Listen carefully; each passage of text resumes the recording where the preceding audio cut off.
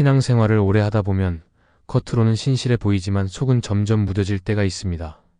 기도도 하고 예배도 드리고 봉사도 열심히 하지만 정작 하나님과의 관계는 멀어지고 내면은 점점 공허해질 수 있습니다.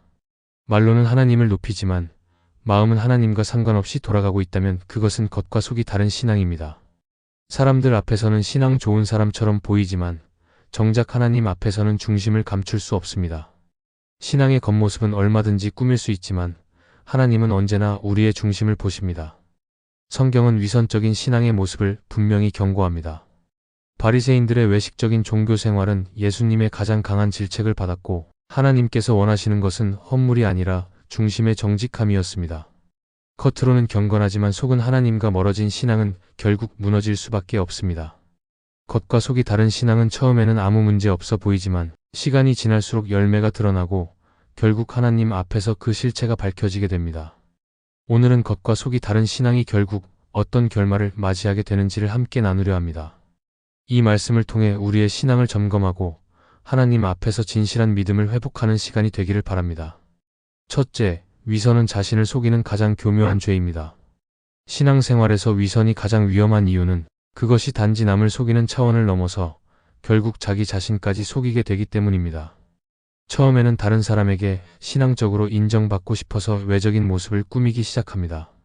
예배를 빠지지 않고 기도하는 척하고 말씀도 자주 언급합니다. 겉으로 보기엔 문제가 없어 보이지만 점점 그 겉모습이 실제 믿음이라고 착각하게 되는 순간이 찾아옵니다. 그렇게 되면 신앙의 본질인 하나님과의 관계는 점점 흐려지고 사람들의 시선과 평가에만 집중하게 됩니다. 위선의 무서운 점은 바로 이 지점입니다. 다른 사람을 속이는 것이 반복되다 보면 자신의 영적 상태가 어떤지 돌아보지 않게 됩니다. 죄가 있어도 회개하지 않고 마음이 식어가도 문제의식을 느끼지 못합니다. 기도가 메말랐는데도 여전히 신앙이 좋다고 스스로를 위로합니다. 이런 상태는 단지 신앙이 약해진 것이 아니라 영적으로 깊은 잠에 빠져 있는 상태입니다. 겉으로는 여전히 믿음 있는 사람처럼 보이지만 내면은 하나님과 멀어진 상태에서 방황하고 있는 것입니다. 예수님께서 가장 날카롭게 지적하신 사람들은 외적으로 경건해 보이던 바리새인들이었습니다. 그들은 성경도 잘 알고 율법도 철저히 지키며 백성들에게 모범이 되는 사람들이었습니다. 하지만 예수님은 그들을 향해 회칠한 무덤이라고 말씀하셨습니다. 겉은 번지르르 해도 속은 썩은 상태였기 때문입니다. 그들은 하나님을 섬긴다고 생각했지만 실상은 자기 의와 자기 만족을 위해 종교 생활을 하고 있었던 것입니다. 오늘날에도 신앙이 오래될수록 이런 위선의 위험은 더욱 가까이 다가올 수 있습니다. 누구보다 신앙이 깊어 보여야 한다는 부담, 실수하면 안 된다는 체면, 하나님보다 사람의 시선을 더 의식하는 태도. 이런 것들이 겉과 속을 다르게 만들고 결국에는 스스로의 상태를 보지 못하게 만듭니다. 그래서 위선은 단순한 가식이나 외식이 아닙니다. 그것은 자기 영혼을 무너뜨리는 조용한 죄입니다. 회개하지 못하게 하고 말씀 앞에서 정직해지지 못하게 만들며 점점 하나님을 형식적으로만 대하게 합니다. 하나님은 중심을 보시는 분입니다. 신앙은 사람 앞에서의 모습이 아니라 하나님 앞에서의 정직함입니다. 신앙의 깊이는 남이 모르는 곳에서 드러나고 하나님과 단둘이 있을 때 확인됩니다. 오늘 말씀 앞에서 혹시 마음 깊은 곳에 감추어진 위선이 있다면 이제는 스스로 속는 신앙에서 벗어나야 합니다. 위선은 결코 오래가지 못합니다.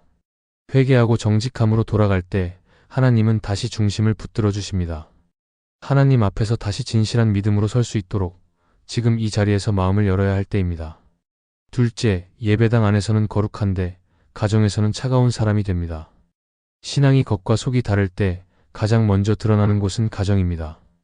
교회에서는 누구보다 온유하고 친절한 사람처럼 보이지만 가정에서는 쉽게 짜증내고 말투가 거칠어지고 마음을 닫아버리는 모습이 나타납니다. 많은 경우 가정 안의 모습은 그 사람의 신앙의 진짜 얼굴을 보여줍니다. 예배당에서 감동적으로 기도하고 말씀을 나누는 그 모습이 진짜인지 아니면 사람들 앞에서의 역할인지 가정에서는 그대로 드러납니다. 예수님은 이웃을 사랑하라고 말씀하셨지만 그 사랑은 가장 가까운 가족 안에서부터 시작되어야 합니다. 자녀에게, 배우자에게, 부모에게 진심 어린 사랑과 이해를 보여주지 못한다면 그 신앙은 어디서부터 다시 돌아봐야 합니다. 예배는 하나님을 향한 고백이지만 그 고백이 삶에서 이어지지 않는다면 하나님은 그 예배를 기뻐하지 않으십니다. 특히 가정에서 반복되는 갈등과 무관심, 말로 상처를 주는 행동은 신앙이 내면에서부터 병들어 있다는 증거일 수 있습니다. 겉으로는 신앙이 깊은 것처럼 보여도 가까운 사람에게 따뜻한 마음을 보이지 못한다면 그 믿음은 점검이 필요합니다. 신앙은 예배당에서 완성되는 것이 아니라 일상의 관계 속에서 드러나는 것입니다. 바리새인들은 거리에서 기도하며 사람들에게 경건한 모습을 보였지만 정작 그들의 삶에는 긍휼도 사랑도 없었습니다. 예수님께서는 그들의 위선을 날카롭게 꾸짖으셨습니다. 예배당 안에서의 모습은 꾸밀 수 있어도 가정 안에서는 속마음이 그대로 드러나기 때문에 위선은 결국 무너지게 됩니다. 가정은 가장 진실해야 할 자리입니다. 아무도 보지 않아도 작은 말과 행동 하나가 누군가의 믿음에 영향을 줍니다. 자녀들은 부모의 신앙을 말보다 삶에서 배우고 부부 사이는 말씀보다 따뜻한 한마디에서 회복을 느낍니다. 교회에서 아무리 아름다운 섬김을 보여도 가정에서 소홀하고 차가운 모습이라면 하나님이 원하시는 신앙은 아닐 것입니다. 겉으로는 거룩한데 가정에서는 무관심하고 냉정하다면 그 신앙은 두 얼굴을 가진 것입니다. 진짜 신앙은 가정에서 먼저 증명되어야 합니다. 믿음의 열매는 교회 안에서보다 집 안에서 더 분명하게 드러납니다. 하나님은 가정 안의 마음을 보십니다. 예배당 안에서 흘린 눈물이 가정에서 사랑으로 이어질 때 그 믿음은 진실해집니다. 이 시간 가정 안에서의 모습을 돌아보아야 합니다. 가장 가까운 사람들에게 신앙이 어떤 모습으로 전달되고 있는지, 나누고 있는 말이 위로가 되고 있는지 아니면 상처가 되고 있는지를 살펴야 합니다. 진짜 믿음은 가정에서부터 시작됩니다. 하나님 앞에서 거룩한 예배자라면 가정 안에서도 따뜻한 사랑의 사람이어야 합니다. 그렇게 살아갈 때 겉과 속이 같은 믿음으로 하나님께 기쁨이 되는 삶을 살아가게 될 것입니다. 셋째, 자신은 항상 괜찮다고 믿습니다. 겉과 속이 다른 신앙의 특징 중 하나는 스스로 괜찮다고 생각한다는 점입니다. 외적인 신앙생활이 어느 정도 유지되고 있기에 스스로에게 아무 문제가 없다고 여깁니다. 예배에 빠지지 않고 정해진 시간에 기도하며 교회 안에서도 어떤 역할을 감당하고 있다면 이미 충분히 신실한 신앙을 갖고 있다고 착각하게 됩니다. 하지만 이런 생각은 신앙의 깊이를 멈추게 만들고 말씀 앞에서의 자기 성찰을 멀어지게 합니다. 자신을 괜찮다고 여기는 태도는 회개를 무디게 만듭니다. 죄를 지어도 쉽게 지나치고 말씀이 마음을 찔러도 나와는 상관없는 이야기라고 생각하게 됩니다. 예배에서 하나님의 음성이 들려도 그것이 삶을 바꾸는 결단으로 이어지지 않습니다. 시간이 지날수록 이런 습관은 내면을 무디게 만들고 결국 하나님 앞에서 진실하게 반응하지 못하는 사람이 되어갑니다. 예수님께서 라오디게아 교회를 향해 하신 말씀을 떠올려야 합니다. 그들은 스스로 부유하고 부족한 것이 없다고 여겼습니다. 하지만 예수님은 그들을 향해 너희는 곤고하고 가련하며 가난하고 눈멀고 벌거벗은 자라고 말씀하셨습니다. 스스로 괜찮다고 여겼지만 실제로는 하나님과의 관계가 멀어진 상태였습니다. 겉은 멀쩡해 보였지만 속은 텅 비어 있었습니다. 신앙에서 가장 위험한 상태는 자신이 깨어 있어야 할 필요조차 느끼지 못하는 것입니다. 그런 마음은 점점 하나님을 의식하지 않게 만들고 말씀도, 기도도, 예배도 형식으로만 채워지게 만듭니다. 하지만 하나님은 그런 마음의 태도를 누구보다 정확히 보십니다. 하나님 앞에서 괜찮다고 말하는 것이 아니라 도와달라고, 회복시켜달라고 고백하는 사람이 진짜 믿음의 사람입니다. 믿음은 언제나 자신을 돌아보는 것에서 시작됩니다. 자신의 내면을 하나님의 빛 앞에 비춰보는 사람은 부족함을 깨닫고 회개하며 다시 시작할 수 있습니다. 반대로 자신은 항상 괜찮다고 여기는 사람은 멈춰있는 믿음을 신앙이라고 착각하며 살아가게 됩니다.